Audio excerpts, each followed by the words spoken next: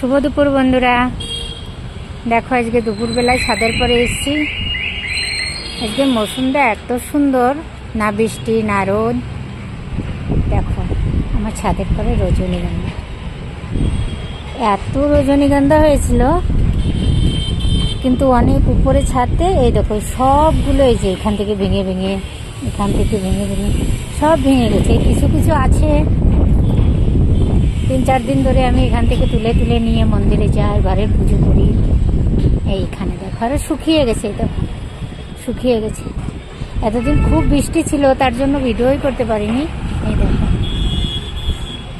কত সুন্দর রজনীগন্ধা হয়েছে, দেখো